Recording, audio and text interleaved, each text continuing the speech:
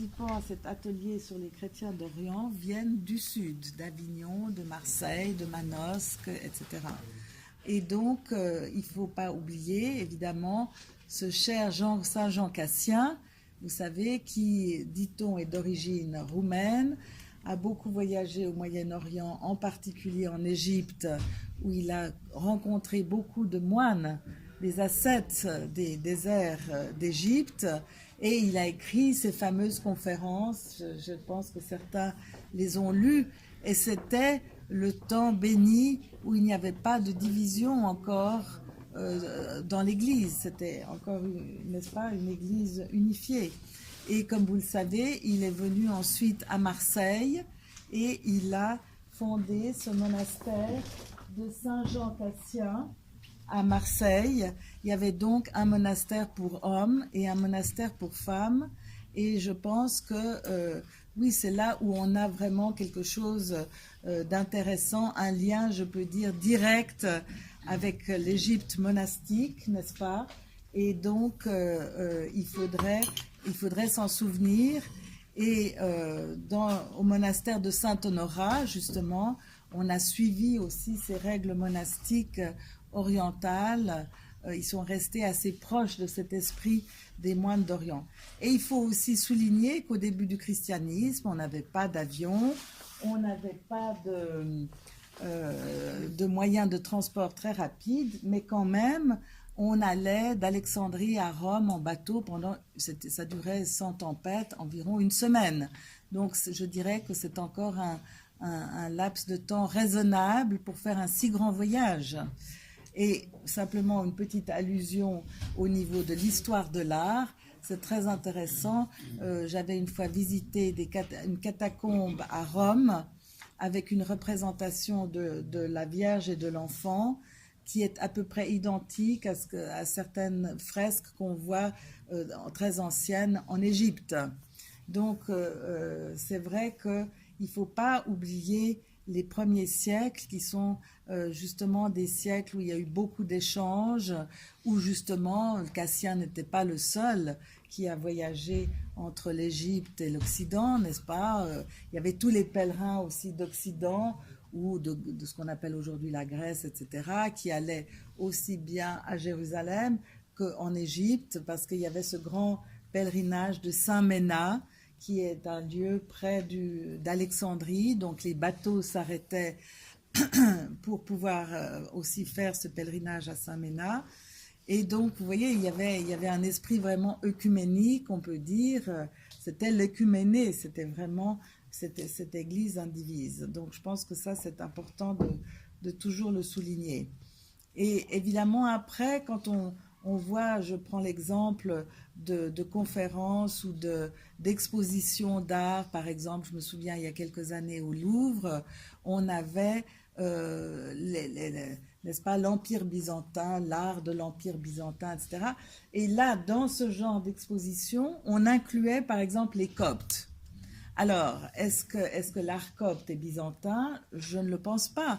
Ça faisait partie du grand empire byzantin, mais il y a quand même évidemment un art autochtone qui d'ailleurs a été un peu revisité par un peintre d'icônes qui s'appelle Isaac Fanous, qui a été, figurez-vous, l'évêque d'Ouspensky à Paris, et qui a d'abord étudié une iconographie russe, pouvons-nous dire, et Ouspensky, ça c'est sa femme qui me l'a raconté, n'était pas très d'accord quand ce fameux Fanous a voulu essayer oui, un art copte contemporain, c'est-à-dire justement avec des formes simplifiées, les grands yeux pour les visages, etc. Et bon, c'est une manière de chercher son identité copte égyptienne, parce que vous savez que copte, ça veut dire égyptien. Donc, parmi ces chrétiens d'Orient, évidemment, beaucoup sont des orthodoxes, parce qu'ils ont accepté le concile de Chalcédoine en 451, et donc ils sont ce qu'on appelle les Grecs orthodoxes ou les Roum orthodoxes. Les Roum, Rome, ça veut dire qu'ils dépendaient de l'empereur de Byzance. Et puis vous avez des chrétiens. Je vais parler uniquement des premiers chrétiens du Moyen-Orient. Donc j'ai déjà cité les Coptes d'Égypte. Et qui était le premier évêque d'Alexandrie? Saint Marc. Et qui est Saint Marc? Personne d'autre que celui qui a écrit l'évangile de Saint Marc. Et c'est là, je pense, où on doit faire toujours ces va-et-vient entre l'évangile et l'histoire de l'Église, parce qu'on a toujours un peu tendance à les dissocier, et je pense que c'est important justement de faire ces liens pour mieux comprendre cette histoire de l'Église. Donc on a Saint Marc sur le siège d'Alexandrie, avec un siège commun à ceux qu'on appelle aujourd'hui les Grecs orthodoxes et les Coptes, jusqu'en 451. Vous comprenez bien que ça n'était pas, la division n'a pas eu lieu du jour au lendemain. Du côté d'Antioche, on avait donc ceux qu'on appelle aujourd'hui les Grecs orthodoxes et les Syriaques orthodoxes, et avec la même division à la suite du concile de Chalcédoine en 451. Et alors, pourquoi est-ce que je dis syriaque orthodoxe? Pourquoi je dis copte orthodoxe? Parce qu'ils veulent absolument qu'on ajoute, qu'on inclue plutôt dans leur dénomination ce mot orthodoxe, parce qu'à partir des croisades, vous avez eu des missionnaires catholiques, et donc en particulier à partir du 19e siècle, eh bien, vous avez des Coptes catholiques, des Syriaques catholiques, et puis aussi, avec les missionnaires protestants, des Coptes protestants, des Syriaques protestants, des Arméniens catholiques, des Arméniens protestants, etc. Et c'est pour ça que, par exemple, quand ils ont débuté en 1985 le dialogue théologique officiel, qui avait commencé déjà en 1964 de manière non officielle entre ces églises qu'on appelle orthodoxes, donc ceux qui ont accepté Chalcédoine, et puis ceux qu'on appelle orthodoxes orientaux. En anglais, on dit Oriental Orthodox, et ça passe très bien. En français, ça passe moins bien. Donc, on dit parfois les non-chalcédoniens, les pré-chalcédoniens. Enfin bon, on peut discuter évidemment de toutes ces terminologies. Et donc, ils ont insisté justement pour qu'on les appelle Oriental Orthodox, pour qu'on ne les confonde pas avec ceux qui étaient devenus catholiques et protestants.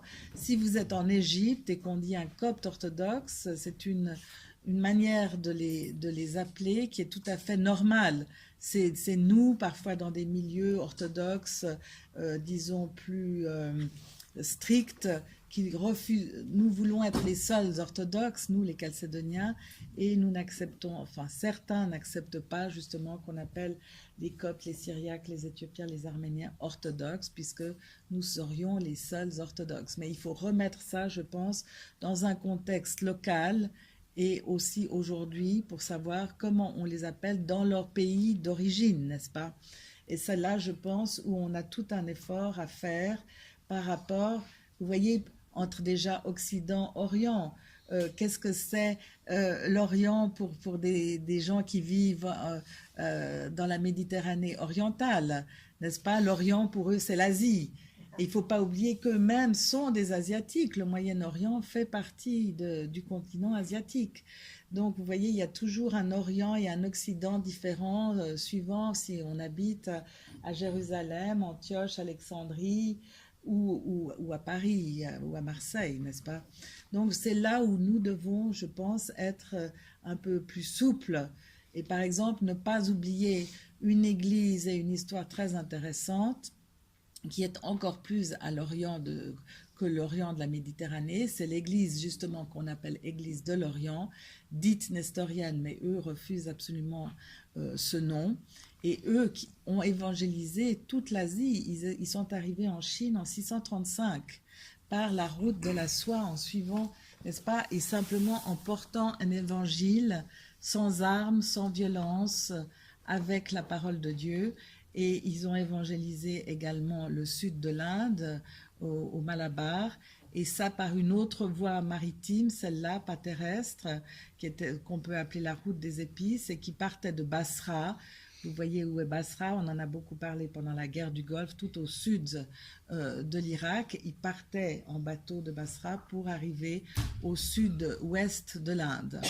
Donc si on voulait donner une géographie générale de l'histoire de l'Église, on doit vraiment, pour les premiers siècles déjà, bien avant les missionnaires catholiques et protestants du 19e siècle, ou parfois depuis les croisades pour les catholiques, on doit avoir déjà cette image, je dirais, universelle de la géographie globale, n'est-ce pas, qui inclut en tout cas l'Europe et toute l'Asie et l'Afrique du Nord, évidemment. Parce qu'alors, les Coptes avaient leur patriarcat, parce que le patriarcat a déménagé, le siège a déménagé au Caire, quand le Caire est devenu la capitale de l'Égypte, mais les Coptes ont une situation particulière, ils sont sur le continent africain, mais si vous voulez, dans leur relation avec les autres chrétiens, ils sont beaucoup plus proches du monde méditerranéen que de l'Afrique, parce que quand vous allez au sud de l'Égypte, il y avait autrefois, jusqu'au XIVe siècle, aussi des chrétiens au Soudan qui ont disparu, et encore plus au sud, les fameux chrétiens d'Éthiopie dont on peut parler aujourd'hui, n'est-ce pas, et qui ont été évangélisés, c'est aussi une histoire intéressante, par deux frères qui venaient de Tyr, donc Tyr au Liban actuel, avec un oncle marchand qui se retrouve en bateau dans la mer Rouge. Et le bateau échoue sur la côte ouest de la mer Rouge et on amène, l'oncle meurt, les deux jeunes gens sont amenés à la cour d'Axoum et comme ils étaient chrétiens, ils ont parlé de leur religion, ça a intéressé le roi qui décide avec sa cour, comme cela se faisait à l'époque, de devenir chrétien. Un des deux frères va à Alexandrie et il rencontre saint Athanase que nous connaissons d'Alexandrie et revient comme premier évêque d'Éthiopie. Et donc ce n'est pas du tout un Éthiopien ni un Égyptien, c'est on dirait aujourd'hui un Libanais, n'est-ce pas? Alors vous voyez, c'est assez intéressant de voir ces échanges qui se font au-delà des problèmes de langue, etc. Parce qu'à Aksum, on sait que les premiers rois d'Aksum avaient des échanges de lettres avec des empereurs de Constantinople.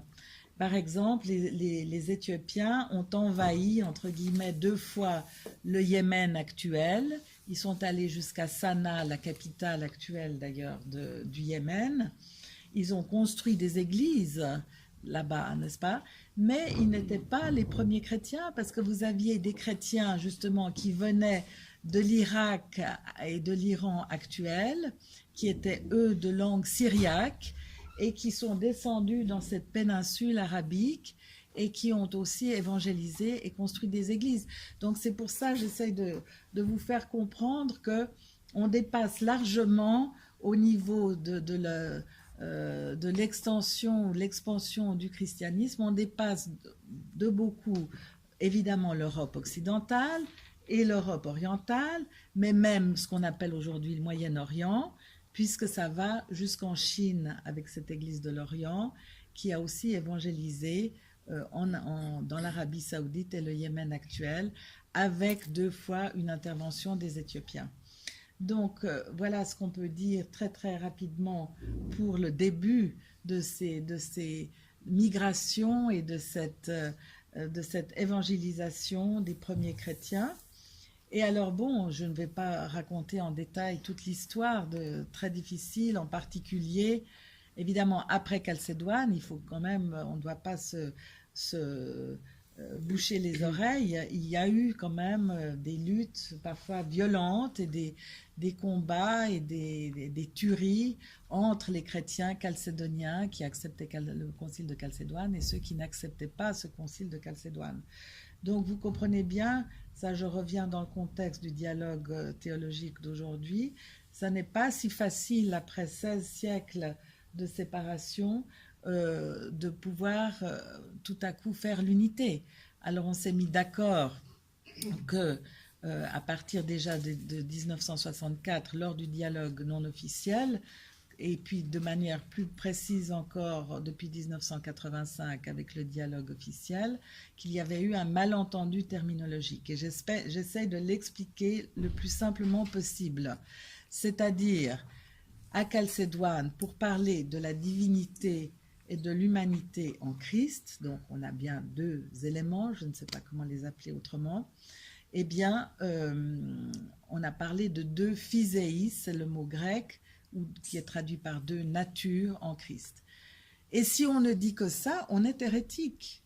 Parce que justement, c'est ce qu'ont compris ces non-chalcédoniens. Ils ont dit, mais à Chalcédoine, on a séparé, avec cette nouvelle terminologie, on a séparé l'humanité et la divinité en Christ, vous comprenez? Mais à Chalcédoine, on parle bien de deux natures en une personne. Et c'est pour ça que je vous en prie de ne jamais dire à qui que ce soit, nous croyons en deux natures. Dites toujours, nous croyons en deux natures, mais en une personne. Et l'autre formule que les non-chalcédoniens ont voulu absolument garder, c'était la formule de Saint Cyril d'Alexandrie, qui était quand même le grand théologien de l'époque.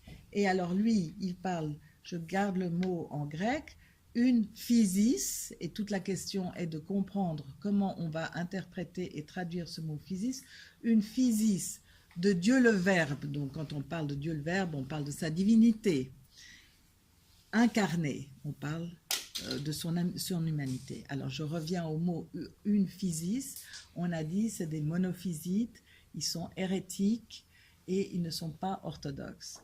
Alors, il faut reprendre cette formule et comprendre que quand on parle d'une physis, on parle d'une nature, mais pas une simple nature, une nature composée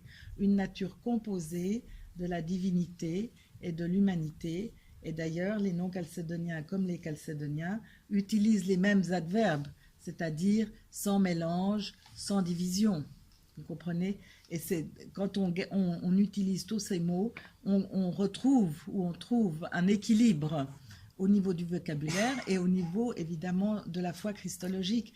Et c'est ça à quoi sont parvenus les théologiens qui représentaient les différents patriarcats des églises orthodoxes et des églises orthodoxes orientales, se sont mis d'accord en disant qu'il y avait eu un malentendu terminologique et que finalement, nous avons la même foi christologique. Alors, il y a des gens qui comprennent ça tout de suite en 2 minutes, et il y a des gens qui viennent avec beaucoup d'arguments et beaucoup de commentaires, et parfois des commentaires très négatifs, et je pense qu'il faut les écouter, n'est-ce pas? Mais je pense qu'en même temps, on a eu 15 siècles ou 14 de séparation, et que peut-être il serait sage devant le Christ de ne pas attendre 14 siècles supplémentaires pour retrouver une unité. Parce que vous voyez, au niveau de ce qu'on appelle l'ecclésiologie, c'est-à-dire la vie de l'Église, nous avons tout en commun. C'est-à-dire, évidemment, nous croyons en Christ, vrai Dieu, vrai homme, sans mélange, sans séparation. Nous vénérons la Vierge, nous vénérons les saints. Alors, il y a certains problèmes parce qu'il y a des saints qui ont été, on dit, anathémisés. Mais Saint Sévère d'Antioche, par exemple, n'a rien fait d'autre que de suivre strictement la christologie de son maître Cyril d'Alexandrie. Donc si on accepte Cyril, n'est-ce pas, on peut accepter Sévère. Et il faut insister sur le fait que Cyril d'Alexandrie est aussi un père de l'Église pour les orthodoxes chalcédoniens. Donc cette simple chose devrait permettre déjà de dissoudre nos malentendus christologiques puisque nous l'acceptons comme père de l'Église, n'est-ce pas, dans l'Église orthodoxe. Alors vous avez Dioscore d'Alexandrie et lui a été rejeté, pas pour des questions de foi, mais parce qu'il ne s'était pas présenté devant les pères du concile. Donc, vous voyez, c'est une histoire canonique et pas du tout dogmatique ou christologique. Enfin, si vous vous intéressez à ces questions en particulier, j'ai, il y a 2 ans, publié un livre à Volos en Grèce avec 35 articles sur toutes ces questions où vous pouvez tout comprendre avec beaucoup de détails. Mais alors, vous souhaitez sans doute qu'on parle aujourd'hui plutôt de la situation actuelle des chrétiens d'Orient. Donc, évidemment, on en parle beaucoup moins puisque les grandes force, disons, islamique qui s'était développée d'abord avec Daesh et ensuite avec ISIS, principalement en Irak et en Syrie, n'est-ce pas, on dit que ils ont perdu, si vous voulez, la guerre. Ils ont perdu leur capitale de Raqqa, ils ont perdu la ville de Mossoul, etc. Mais enfin, il y a encore des poches ici et là, et plus que des poches, parce que par exemple, presque tout le Sinaï aujourd'hui est peuplé de ces djihadistes qui se cachent évidemment dans des endroits où on peut encore se cacher facilement du côté du Sinaï, mais aussi en Libye et dans d'autres endroits. Donc c'est une espèce de nébuleuse dont on ne parle pas vraiment et qu'on n'explique pas parce qu'elle est très difficile à expliquer. La guerre en Syrie et en Irak, ce sont des guerres très très très difficiles à analyser, comme les 20 ans de guerre civile au Liban. Une fois, j'avais demandé à des amis orthodoxes au Liban, mais expliquez-moi pourquoi vous avez une guerre civile. Ah, mais ils m'ont dit, écoute, on était là pendant toute la guerre, mais on n'est pas capable de t'expliquer ce qui s'est vraiment passé. Nous-mêmes, nous n'avons pas compris. Donc, vous comprenez que c'est très très difficile. Personne, je crois vraiment, ne s'est attaqué à cette question pour l'expliquer en détail au niveau historique. Mais le fait est que quand vous aviez des islamistes radicaux en Irak qui écrivaient sur les murs des bâtiments à Bagdad ou ailleurs, chrétiens, convertissez-vous ou quittez le pays, évidemment, si vous voulez, à ce niveau-là, on peut dire qu'ils ont gagné. Parce que vous aviez 1,3 million de chrétiens avant la guerre et il reste, on dit, à peu près 300 000 chrétiens en Irak, ce qui est un très petit nombre, vous voyez. Donc, en une quinzaine d'années, vous avez 1 million de chrétiens qui ont quitté. Donc là, c'est une victoire indirecte, mais une victoire quand même de ces islamistes. Et alors, je n'ai pas de chiffres pour la Syrie parce qu'on n'en a pas. Il n'y a pas de statistiques aussi précises qu'en Irak. Je ne sais pas pourquoi, parce que justement, il y a eu encore plus de difficultés, de gens qui sont partis, certains qui reviennent, etc. Mais à ce sujet, et c'est ça la question la plus grave, des évêques du Moyen-Orient m'ont expliqué que les jeunes ne veulent plus rester dans leur pays d'origine parce que parfois, bon, les grands-parents et les parents retournent, beaucoup ont tout perdu, les maisons sont détruites, il faut tout recommencer à zéro. Alors, je reviens toujours à cette question de 1915, le génocide arménien qui, entre parenthèses, a touché aussi les chrétiens de rite syriaque, justement, que ce soit l'église syriaque orthodoxe ou catholique, ou l'église de l'Orient à laquelle j'ai fait allusion tout à l'heure. Ils ont dû, par exemple, ceux de l'église de l'Orient, ils ont dû complètement abandonner leur patriarcat et leur village dans le Hakkari, c'est la montagne, la partie très montagneuse entre le lac de Van, tout à fait, à l'est de la Turquie et le nord de l'Irak. Ils sont allés se réfugier en Iran, près du lac d'Urmia. Là, ils ont été attaqués de nouveau. Finalement, ils ont pu entrer en Irak, qui venait d'être, le pays venait d'être pris par les Britanniques, donc ils ont été soutenus pendant un temps par les Britanniques qui leur ont fait beaucoup de promesses que les Britanniques n'ont pas tenues par la suite. Je ne vais pas rentrer maintenant dans les détails. Et finalement, certains sont restés en Irak, d'autres ont pu passer dans le nord-ouest de la Syrie, près de Hasakeh. Et cette partie où enfin ils pouvaient se dire près de la rivière Habour, on est tranquille, personne ne viendra nous ennuyer, c'est un peu le bout du monde. C'était à côté de Raqqa, c'était à côté de la capitale des islamistes et tout a recommencé. On est venu, ces islamistes sont venus attaquer ces villages chrétiens, ont démoli, etc., ont kidnappé presque 200 personnes, femmes, enfants, vieillards, etc. Donc, il faut se mettre à leur place et comprendre en disant maintenant, on n'en peut plus, on ne veut pas tout recommencer encore une fois à zéro. Et qu'est-ce qu'on aura demain? On ne sait pas quel sera l'avenir du Moyen-Orient demain, n'est-ce pas? Alors voilà, c'est des questions douloureuses. En Égypte, j'avais écrit un livre qui s'appelle toujours Discrimination et persécution des Coptes en Égypte. C'était depuis les années 1970 jusqu'à la chute de Moubarak, où j'essayais d'analyser ce qui s'était passé et qu'est-ce qu'on pouvait faire au niveau des droits de l'homme. J'habite à Genève, donc j'avais participé à des sessions de droits de l'homme à l'ONU pour la session qui touchait justement l'Irak et l'Égypte.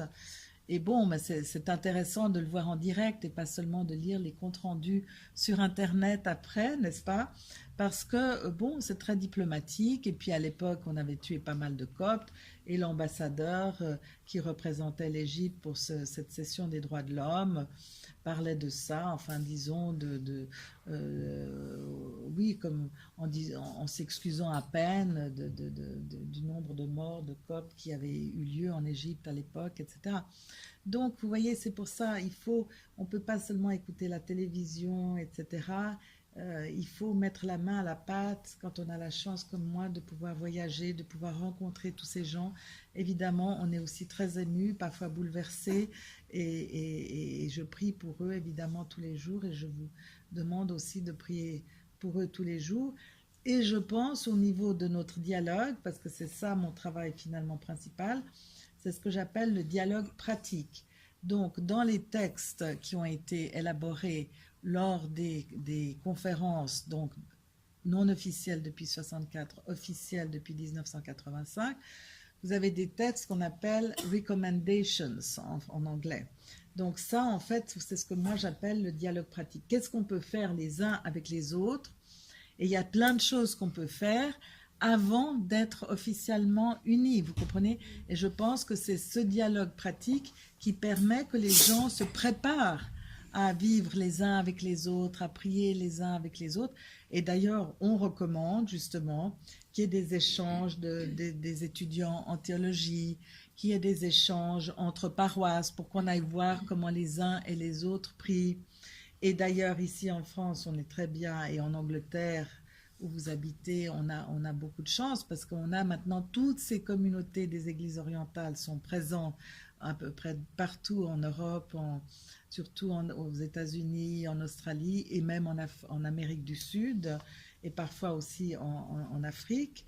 Donc, apprenons à mieux nous connaître d'une manière ou d'une autre. Maintenant, tous ces textes, le Père parlait de Saint Éphrem et de Saint Isaac, les Syriens, que nous lisons beaucoup dans nos milieux orthodoxes. Eh bien, alors, est-ce que vous savez où Saint Isaac est né? Il est né au Qatar, figurez-vous. Donc, nous retournons dans le golfe Persique, n'est-ce pas? Et donc, vous voyez, de nouveau, on doit secouer nos petites cellules grises parce que, voilà, qui sait qu'il est né au Qatar, dont on parle beaucoup aujourd'hui, où il y avait justement dans ce golfe Persique, il y avait énormément d'églises, de monastères, parce que vous avez des îles, et on a retrouvé des restes archéologiques de ces églises, de ces monastères dans le golfe Persique, ce qui paraît ahurissant aujourd'hui, parce que c'est une zone évidemment archi-musulmane. Mais c'est simplement pour ouvrir votre curiosité que je vous donne tous ces détails. Donc, moi, j'essaie qu'on fasse le maximum pour qu'on apprenne à mieux se connaître, aussi des échanges entre monastères, des échanges. Pourquoi ne pas, par exemple, faire du travail social ensemble? Pourquoi ne pas s'organiser pour aller voir ensemble des malades dans des hôpitaux ou d'autres choses sociales? Mais je crois que j'ai trop parlé. Alors, je vous laisse la parole pour les questions, s'il vous plaît. Oui. Mon père, je suis sûre, oui. Vous n'avez pas, vous n'avez pas parlé des chrétiens de Malabar, qui sont aussi voilà. Des Syriaques aussi. Absolument. Tradition, oui. Absolument. Ils sont assez nombreux, je crois. Voilà. Alors, ils sont persécutés aussi. Alors, c'est une histoire très intéressante parce que ça commence justement selon l'histoire, selon la tradition, parce qu'on n'a pas de documents de cette époque. C'est saint Thomas, l'incrédule, qui aurait évangélisé justement le sud de l'Inde. Et c'est une histoire très intéressante puisque ces chrétiens sont vivants, ont leur communauté jusqu'à aujourd'hui très compliquée parce qu'il y a toutes sortes de communautés catholiques et anglicanes, etc., qui sont liées à ces premiers chrétiens du sud de l'Inde.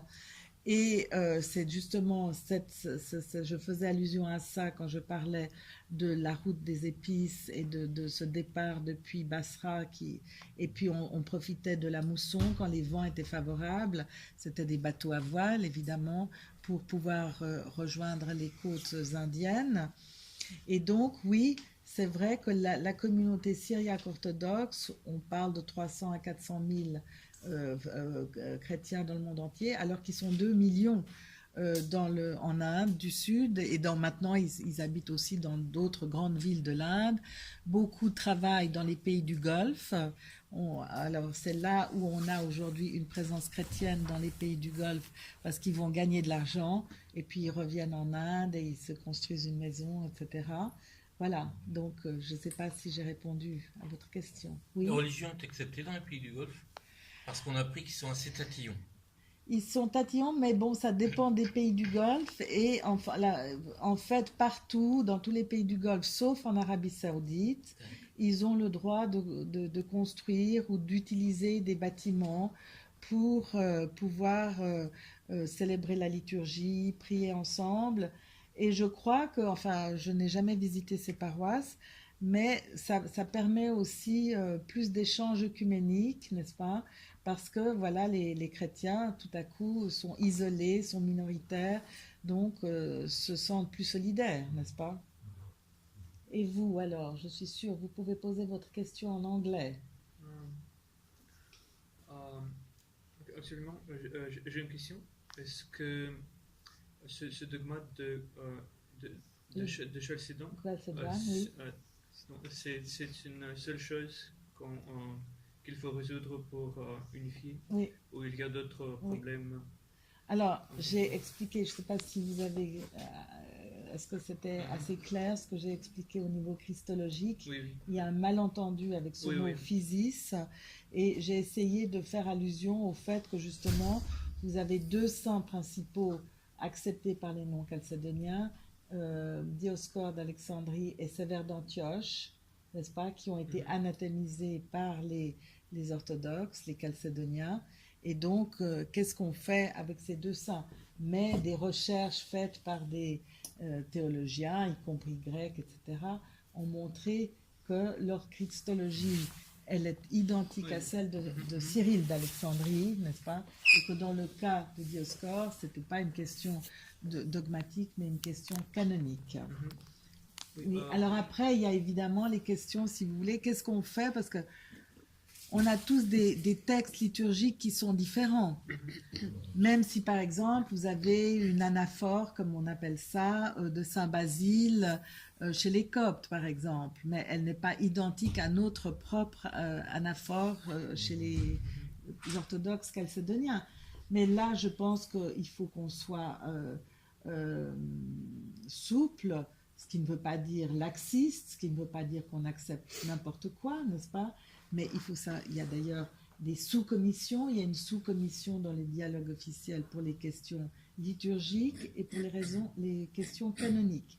Donc pour les questions liturgiques, il faudrait qu'on ait le bon sens, comme ça a été dit par mon métropolite Damaskinos de Suisse, puisque moi-même je suis de la paroisse de Chambézy à Genève, où le dialogue a commencé en 85 officiellement, et puis j'ai suivi évidemment avec beaucoup d'intérêt les séances de dialogue qui ont suivi après 85, et monseigneur Damaskinos insistait toujours sur le fait qu'on doit comprendre qu'on est enrichi par tous les textes, qu'ils soient liturgiques, qu'ils soient spirituels, qu'ils soient monastiques, n'est-ce pas, de toutes ces traditions. Alors, ça n'est pas à jeter à la poubelle, n'est-ce pas? Il faut les lire. Parfois, dans nos textes orthodoxes, il y a aussi des formulations contre les non-chalcédoniens. Comment est-ce qu'on peut ajuster ces formulations pour justement s'accepter les uns les autres?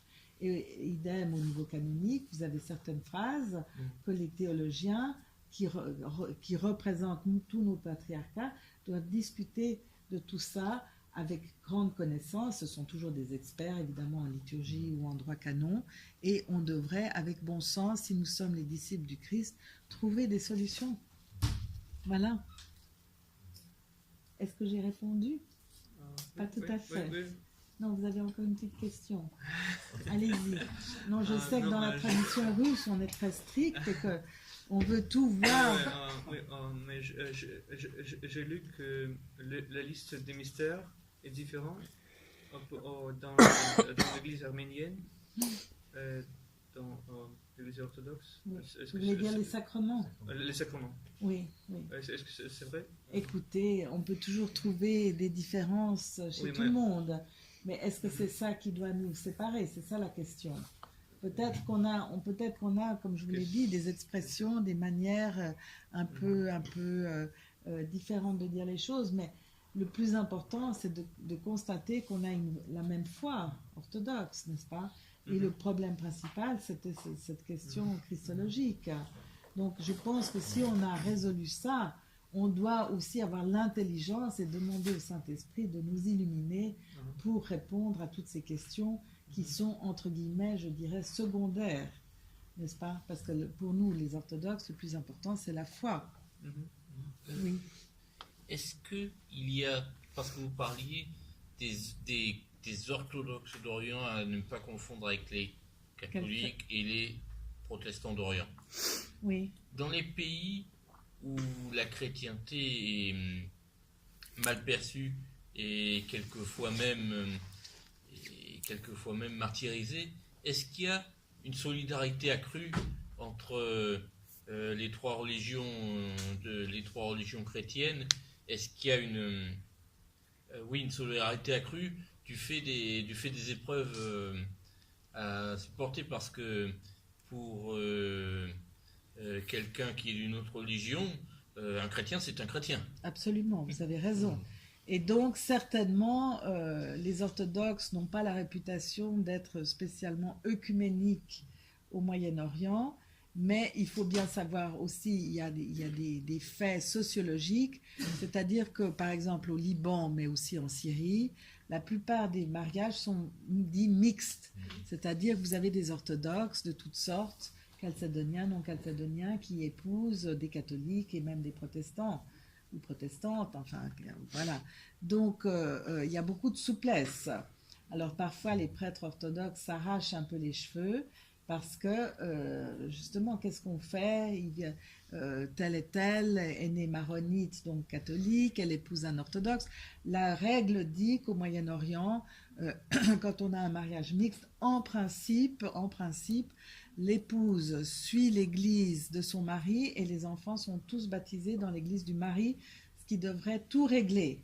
Mais la réalité est beaucoup plus complexe et j'ai toujours entendu que justement, je reprends l'exemple maronite parce que bon, c'est bien connu au Liban, eh bien une épouse maronite qui épouse un grec orthodoxe, elle va continuer à aller à l'église où toute sa famille va et elle va communier, etc. Vous comprenez? On ne peut pas aller à suivre chaque personne en leur disant « mais non, vous avez épousé un orthodoxe, il n'est pas question de communier ensemble, etc. » ou de vous donner la communion. Donc la réalité est justement, on avait l'évêque Ephrem qui est aujourd'hui à Tripoli quand il était encore moine et il avait son père spirituel au Mont Athos qui lui disait « mais qu'est-ce que c'est? Mais au Liban, les orthodoxes font n'importe quoi, vous donnez la communion à tout le monde. » Et il lui a dit ce que je viens de vous dire, vous comprenez, c'est un fait sociologique, comment voulez-vous renvoyer les gens, etc. C'est compliqué. Donc c'est certain, et je dirais que, par exemple, vous avez entendu parler de ces deux évêques qui ont été kidnappés, l'évêque grec orthodoxe d'Alep et l'évêque syriaque orthodoxe d'Alep, je les ai bien connus tous les deux, et donc on n'a toujours pas de nouvelles jusqu'à aujourd'hui, et je dirais que oui, c'est un drame qui a uni, en tout cas qui a tissé des liens entre les Grecs orthodoxes et les Syriaques orthodoxes en Syrie et au Liban.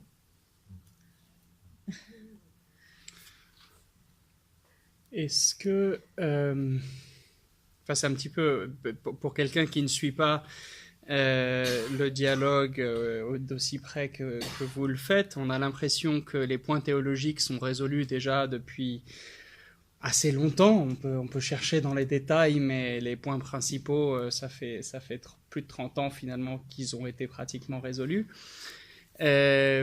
Comment est-ce que vous analysez le fait qu'on a l'impression que les progrès sont plus lents sur le plan ecclésiologique? Ben, je dirais que tout est beaucoup plus lent à tous les niveaux, parce que il faut quand même être honnête. La dernière vraie rencontre entre les églises chalcédoniennes orthodoxes et non chalcédoniennes orientales, donc orthodoxes, a eu lieu en 1993. Donc, vous calculez le nombre d'années, ça fait quoi, 25 ans. 35 ans, 25. 25. 25, 28 même. 3, 25. non. Alors, on est en 18. Bref, voilà, donc il y a des circonstances qui l'expliquent. Le métropolite Damaskinos a eu ce qu'on appelle une attaque cérébrale. Il était paralysé sur la moitié du corps. Il n'avait plus ses facultés pour continuer ce dialogue, mais il était vivant. Donc, vous savez que chez nous, on ne peut pas remplacer un évêque vivant. Et donc, finalement, c'est en 2001 que Monseigneur Emmanuel Adamakis, qui est l'évêque du diocèse grec-orthodoxe ici en France, a repris ce travail de dialogue. Et puis bon, il y a eu 2 rencontres très informelles avec un petit nombre de personnes. La réunion devait avoir lieu, Monseigneur Emmanuel me l'a dit lui-même il y a 2-3 mois, devait avoir lieu le 30 septembre à Chypre et a été reportée pour mai de l'année prochaine. Alors on peut dire qu'en même temps, la situation au Moyen-Orient au niveau politique, enfin les gens avaient tellement de questions de survie avec tous ces problèmes, en particulier en Syrie et en Irak, pour ne pas parler de la Turquie, du Liban, qui avait plus d'1 million de réfugiés, etc. Évidemment que la tête, les esprits n'étaient pas vraiment libres pour parler de questions théologiques. Mais là, je pense que maintenant, on n'a plus d'excuses et qu'il faudrait vraiment faire quelque chose. Parce que de leur côté, les catholiques et les anglicans ont maintenant, depuis des années, un dialogue officiel annuel. Chaque année, ils se rencontrent. Et c'est ce que j'ai écrit dans mon article, dans la newsletter qui est paru la semaine dernière au Conseil œcuménique des Églises. Si eux arrivent à le faire, pourquoi nous, les orthodoxes, on n'arrive pas à l'organiser? Alors, est-ce que c'est toujours considéré comme un dialogue secondaire, etc. Et Monseigneur Damaskinos insistait toujours en disant que c'était un dialogue de première importance, puisque justement, nous avons si peu de choses qui nous séparent. On s'est mis d'accord qu'il y avait un malentendu christologique. Alors, avançons, et puis, et voilà. Il faut aussi dire que dans les pays orthodoxes de l'Europe orientale, on est beaucoup moins œcuménique qu'il y a 30 ans, et que, voilà, tout est bloqué dans certains pays parce qu'on n'a rien fait, soyons honnêtes, je le dis franchement, on n'a rien fait pour éduquer les gens au niveau de ce dialogue, on n'a rien expliqué. Donc, il y a une responsabilité, je dirais aussi, des hiérarques de ces églises qui laissent le doute planer, et donc on continue à parler de ces monophysites, etc. Et c'est pour ça qu'en désespoir de cause, maintenant, ce que je fais le plus souvent, c'est d'aller dans des collèges de théologie en Roumanie, en Russie, en Ukraine, en Biélorussie, en Grèce, etc., pour essayer de discuter ces questions dont nous parlons ensemble aujourd'hui, pour qu'au moins quelques-uns des futurs membres du clergé entendent un autre son de cloche. Et alors, bon, parfois, il y a je dois dire que on s'est toujours bien entendu à ce niveau-là. Donc, je pense que ça vaut la peine. C'est ce que j'appelle, je vous l'ai dit, le dialogue pratique. Je vous donne l'exemple. J'étais en Géorgie en septembre l'année dernière. Et évidemment, à la fin de mon discours, le doyen m'a dit, mais madame, non, on n'est pas d'accord avec ceci, avec cela. C'était les questions habituelles que j'entends continuellement, les monophysites, etc. Donc on a pris un point après l'autre. Grâce à Dieu, j'avais une excellente traductrice, parce que ça aussi, ça peut être la catastrophe si la traduction n'est pas bonne. Ça peut rajouter des malentendus aux malentendus, et là, on n'en finit jamais, mais on avait parlé avant. Elle était tout à fait au fait des mots, des traductions, donc elle a très bien traduit. Alors, le doyen a posé des questions comme ça, que je connais par cœur, parce que c'est toujours les mêmes qu'on m'a posées à la Grande Loge de Saint-Serge, il y a des années, etc., et ailleurs. Et finalement, il a dit, ah bon, alors oui, si vous l'interprétez comme ça, oui, nous sommes d'accord. Et il y avait un étudiant, et c'était la preuve que la traduction était bien faite, il a levé son doigt et il a dit, mais alors, si ce que vous dites est correct, pourquoi est-ce qu'on ne fait pas l'unité avec ces églises orientales? Il avait tout résumé, vous voyez.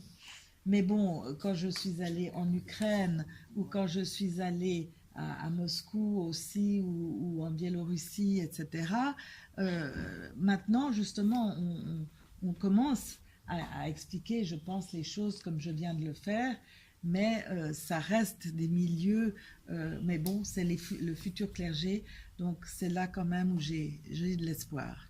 Marianne, une question.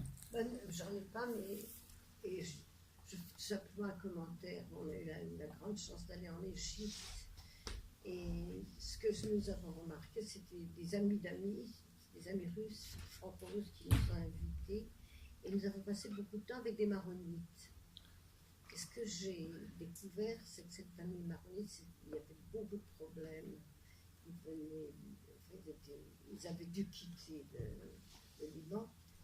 Ils allaient tout le temps à l'église copte. Et la jeune femme m'expliquait que c'était un endroit où elle pouvait prier, elle se sentait bien à l'aise, vraiment, du point de vue de son âme. Voilà. Et moi-même, tenez-moi, quand nous sommes allés dans cette ville, à la partie copte, du Caire, on s'est senti tout à fait à l'aise. Moi, j'ai cru que je rentrais dans une église orthodoxe. Évidemment, je fonctionne à un niveau très bas. Hein. Moi, je ne suis pas théologienne. Je me sens vraiment bien. Et oui, il y a les icônes, les gens vénèrent les icônes, allument les cierges. C'est ce que je disais, toute la vie pieuse, elle est identique. Ce qui m'a impressionné beaucoup, c'était la fuite en Égypte. Que j'avais toujours compris que, bon, il y a une fuite en Égypte, mais là, il y avait l'itinéraire. Ah oui. En fait, on était tout près de l'endroit. On était tout près de l'endroit où la Sainte Famille s'est réfugiée. Non, mais c'est extraordinaire. Et aussi, bien sûr, ce qui nous a beaucoup troublé, c'était la misère des Coptes. Oui. La pauvreté des Coptes. Tout au moins au Caire, ils se spécialisent dans les ordures. Oui. Enfin là, mes amis coptes ne seront pas contents parce que justement, quand j'ai écrit mon livre sur l'église copte, j'avais parlé des chiffonniers de Sœur Emmanuel. Ah, oui, et alors mes amis coptes très bourgeois m'ont dit, mais tu ne vas pas écrire ça, tout le monde va croire que les coptes sont pauvres. Parce que vous avez les Boutros Ghali, vous avez les vieilles familles coptes et d'autres qui sont des gens richissimes aujourd'hui en Égypte et ailleurs, n'est-ce pas? Alors, je me permets de faire une petite nuance. Oui, il y a des paysans pauvres, oui, il y a ces chiffonniers, mais qui ont été aidés maintenant depuis tant d'années, qui ont un hôpital, qui ont des écoles pour les enfants, etc., que Sœur Emmanuel emmenait en vacances, elle avait fait des camps de vacances pour les enfants des chiffonniers, et elle avait eu ce grand geste œcuménique. Elle n'a pas voulu laisser son travail de chiffonnier à des sœurs catholiques, mais à des sœurs coptes orthodoxes. Donc ça, c'était vraiment, elle voulait laisser ça dans les mains des coptes. Mais je vous ai interrompu. Non, ça y est, j'ai fini. Parce que c'était notre expérience de l'Égypte, justement copte, était tellement positive. Ça nous a ouvert. Dans mon sac ici, J'ai les icônes que j'ai achetées, les petites icônes en papier, rien du tout. Je les garde avec moi toutes proches pour me sentir toujours en communion, si j'ose dire, avec l'Église copte. Voilà, c'est tout. C'était totalement une réussite. Et puis, je ne savais rien, en fait, à propos de l'Église copte. Mais je me rends compte que c'est vraiment une Église ancienne, une Église avec beaucoup de sagesse. Et puis leur courage, hein, il faut dire, bon, parce qu'il y a des copteries, j'en suis sûre, mais il y en a beaucoup qui luttent aussi, parce qu'il y a, je crois que quand même, il faut dire que peut-être pas d'immenses persécutions, mais quand même. Discrimination. Des discriminations. Oui, madame. Je suis orthodoxe. Ah, voilà. Vous pouvez parler plus fort, s'il vous plaît. Voilà. Je vis ici depuis 41 ans, mais bon, je suis très émue que voilà, des gens comme vous consacrent leur vie pour l'orthodoxie en Orient. Bon, je suis toujours en contact, bien sûr, avec la famille, avec les églises en Égypte. Et je suis très émue en fait de vos témoignages. Et c'est vrai que quand on est arrivé justement en 77 à Besançon, on était très choqués parce qu'on n'a jamais sorti de notre pays. On croyait que notre foi, c'est la foi voilà, universelle et tout le monde le reconnaît en tant que chrétien orthodoxe à part entière. On a réalisé pour la première fois qu'ils nous disent que vous êtes monophysiste et tout ça. Vous cherchez ça où? On a donné bien sûr des épreuves de ce qu'on fait à la liturgie, des témoignages au dernier moment, au moment de communion, que voilà, on croit en vie, en deux natures, mais en une seule Personne. voilà, un seul Dieu. Et mon mari, il n'arrêtait pas à les citer à nos amies françaises pour dire voilà, notre foi, elle est comme le vôtre. Et c'est vrai que c'était la première fois qu'on réalise que nos Occidentaux nous voient avec cette foi ironique. On ne l'a jamais compris. Voilà. Et bon, pour vous rassurer, pour les chiffonniers, justement, juste une anecdote, quand il y a eu un tremblement au Caire il y a quelques années, et leur maison a été effondrée, tout ça, le gouvernement elle a bien aidé apparemment tout le monde pour construire de nouvelles maisons et tout ça. Et pour les chiffonniers, on a réalisé qu'ils sont très riches. En fait. Enfin, très riches. Riches, non, je parle par rapport Aux autres. Aux autres, voilà. Et le gouvernement, justement, ne voulait pas les aider pour reconstruire leur maison. Bon, je ne sais pas quelle entente, mais ils ont construit une magnifique église, tout en pierre, magnifique, dans leur quartier. Oui, et important, une clinique, je connais bien le médecin et justement aussi envoyer les enfants à l'école. Certains ont fini l'université après avec toutes ces aides. Et je vous dis, il y a des films où on voit Sœur Emmanuelle au bord de la mer, elle tient les enfants pour leur apprendre à nager. Voilà, donc c'est très joli. Oui. Voilà, est-ce qu'il y a encore une... Oui. Peut-être un autre Madame. petit commentaire. Ah pardon, Oui. vas-y Sophie. Non, juste qu'est-ce qu'on peut faire pour aider ces églises, notamment orthodoxes, qui sont c'est difficile. Vous voulez dire au Moyen-Orient en général ou dans un pays spécifique? Je pose la question ouverte et vous me répondez pour... Mais c'est une question difficile justement parce que, il faut l'avouer, c'est notre faiblesse orthodoxe, on est très mal organisé pour ces choses-là. Les catholiques sont extrêmement bien organisés, ils ont des très grandes associations comme l'Œuvre d'Orient, AED, donc l'aide aux, aux chrétiens en détresse, etc. C'est catholique, oui, oui.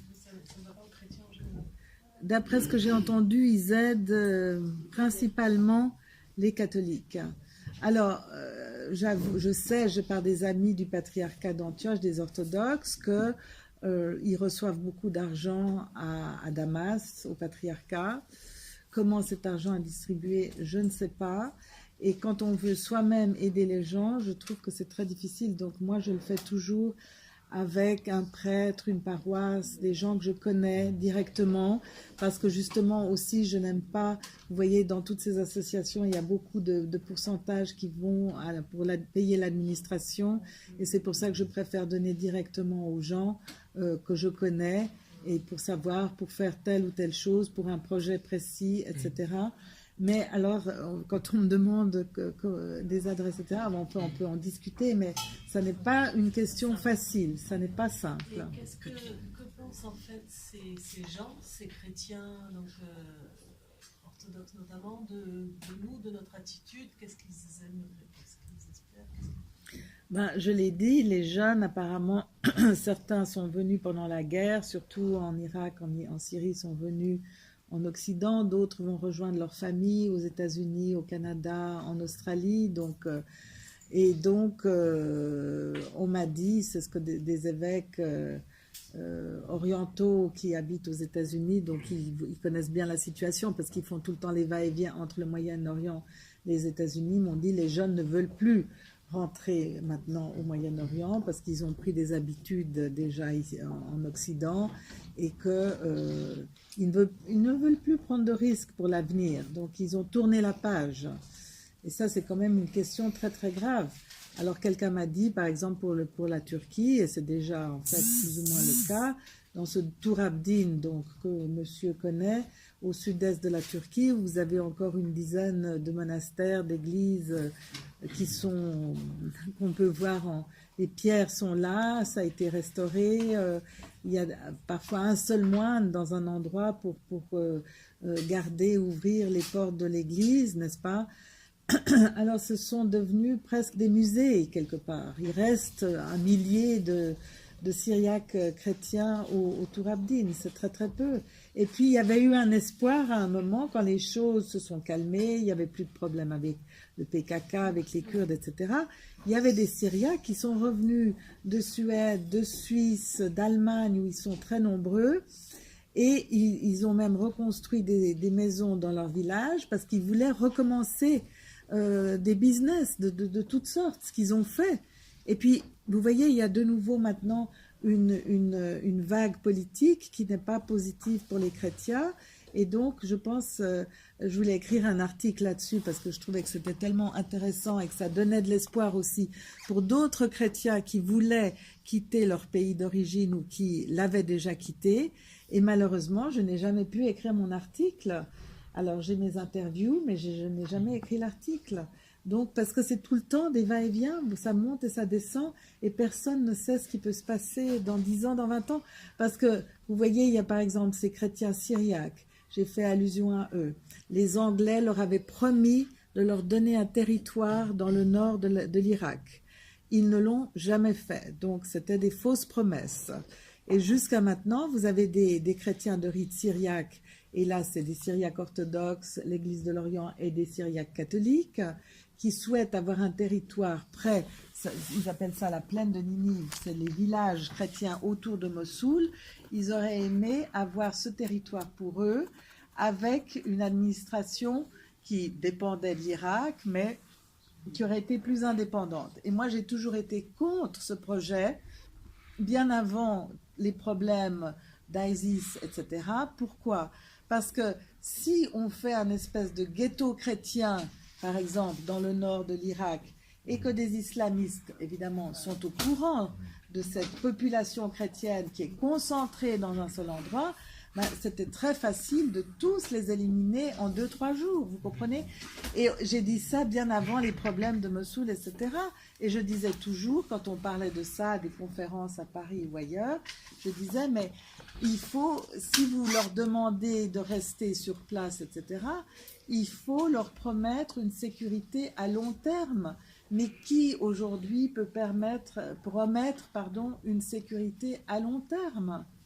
Et donc, il y a encore des gens j'en ai encore rencontré des Syriaques en Australie cet été, qui ont ce rêve, Mais, ceci dit, ils habitent en Australie, ils ne sont pas retournés en Irak, ils parlent à un niveau des droits de l'homme, des droits de leur communauté, etc.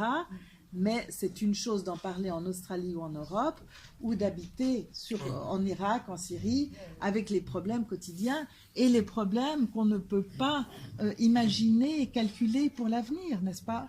Donc on ne peut pas leur lancer la pierre. Moi j'ai un passeport suisse, j'ai assez d'argent, je peux voyager où je veux, quand je veux, etc. Il faut se mettre dans leur peau et comprendre leurs problèmes très quotidiens et très concrets. Les Coptes, ce sont des Coptes qui sont, et je dis ça aussi pour les autres chrétiens du Moyen-Orient, ceux qui ont pu partir, c'est quand même des gens qui avaient une très bonne éducation, des études universitaires, médecins, ingénieurs, etc., qui ont retrouvé du travail facilement quand ils viennent en Occident.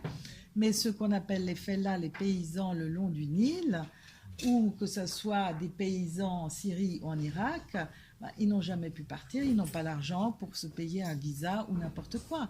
Donc c'est ça aussi, je dirais que si on veut aider des gens, il faut connaître des gens qui travaillent avec ces chrétiens les plus pauvres, parce que c'est eux qui souffrent le plus, vous voyez, et quand leur maison est détruite, ils n'ont rien. Et c'est ce que fait l'AED maintenant. Ils ont beaucoup aidé quand il y avait la guerre, et maintenant ils se concentrent à donner certaines sommes pour pouvoir reconstruire les maisons des chrétiens qui veulent retourner chez eux. Parce qu'il n'y a rien d'autre à faire que d'aider. Et il faudrait évidemment, là, dans ces cas-là, aider les plus pauvres. Mais vous voyez comme on est démunis, nous, orthodoxes, pour avoir une action vraiment concrète à ce niveau-là. Voilà, oui. J'ai une petite question. Pardonnez-moi si elle dépasse votre aire géographique, parce Oui. qu'elle la dépasse probablement un peu. J'ai appris la semaine dernière aux informations, vu que ça a fait les gros titres, qu'il y a une communauté chrétienne au Pakistan. Cette pauvre femme qui a eu son jugement, ça a provoqué une petite révolution à Islamabad, etc. Ils dépendent, ces chrétiens, ils sont quoi, catholiques, orthodopses? Ils sont là depuis combien de temps? Je pense qu'il y a des catholiques, il y a des orthodoxes, des catholiques et des protestants.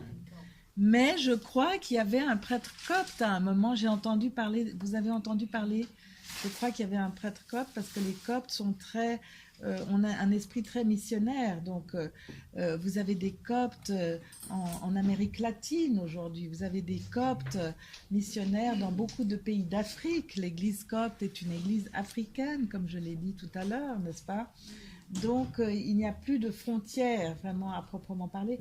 Et est-ce qu'il n'y avait pas une paroisse du patriarcat de Moscou? Au Pakistan, non.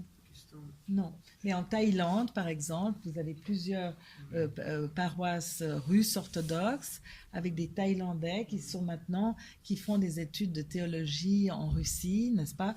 Donc c'est pour ça, vous avez raison, j'ai commencé avec ça, d'agiter les clochettes géographiques, et on finit peut-être avec ça, c'est qu'il n'y a plus de frontières mondiales, vous voyez?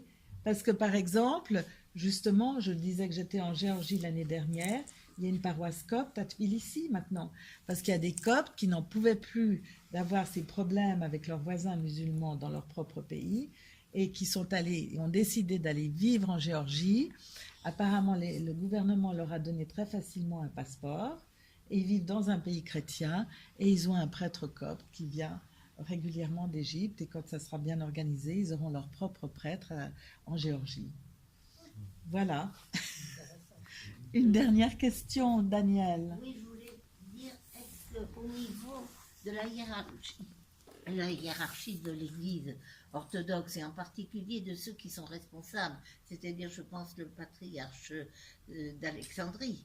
Et d'Antioche. Et d'Antioche, oui. D'Antioche, oui, bien sûr. Et de Constantinople. Même avant tout, peut-être d'Antioche même. Oui.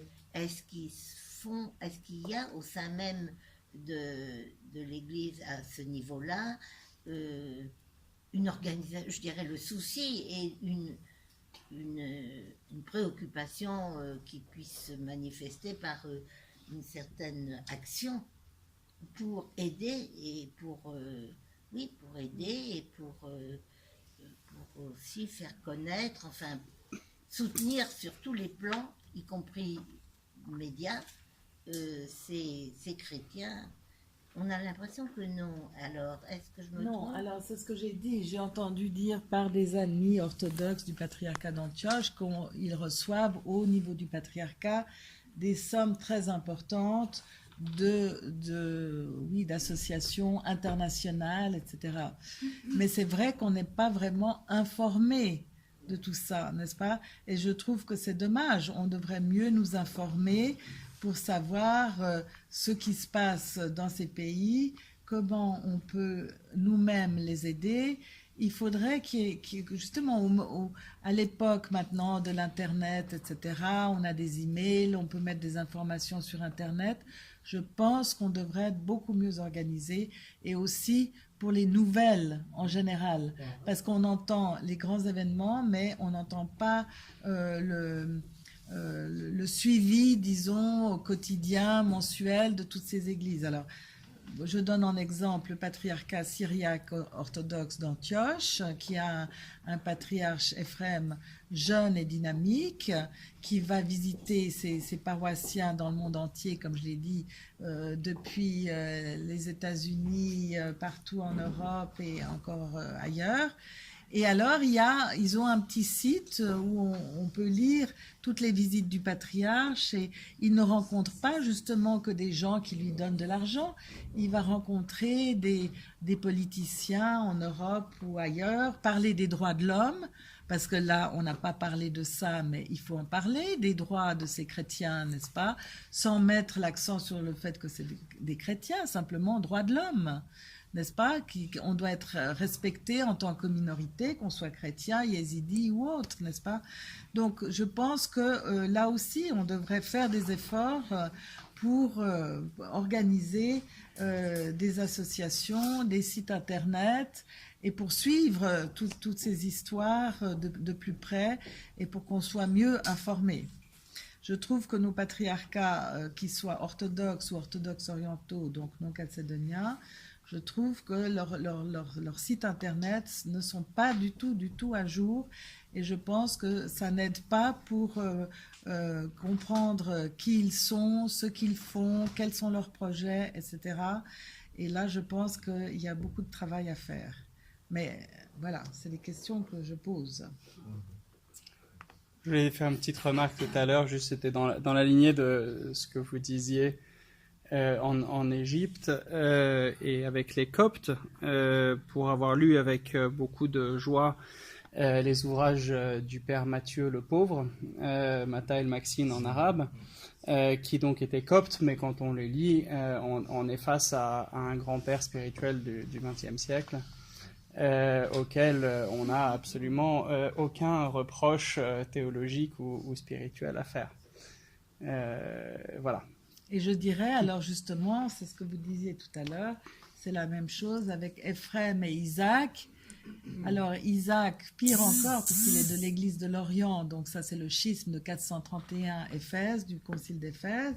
Ephrem, qui fait partie de la tradition syriaque, donc rejeté en 431, et ce sont les pères les plus lus dans l'orthodoxie, y compris dans les monastères les plus stricts et les plus anti-œcuméniques qui soient. Donc ça donne un peu d'espoir. C'est la mystique qui est unie.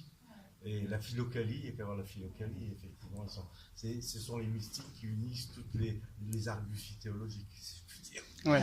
Et à ce propos, justement, on considère souvent que le mont Athos est donc parmi les tenants de l'orthodoxie la plus stricte. Mais je sais que pendant les périodes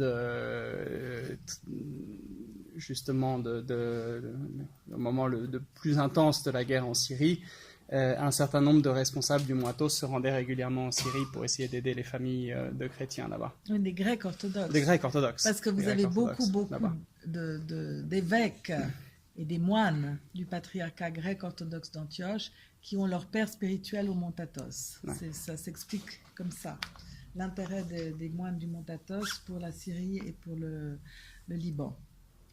Et puis, j'étais donc il y a un mois en Éthiopie, j'ai visité entre autres un monastère de Stéphane ou Étienne de Haïk, et c'est interdit, l'entrée est interdite aux femmes, donc j'étais un peu frustrée, mais le bon Dieu m'a récompensé parce qu'il y avait 2 moines à l'entrée et qui parlaient anglais.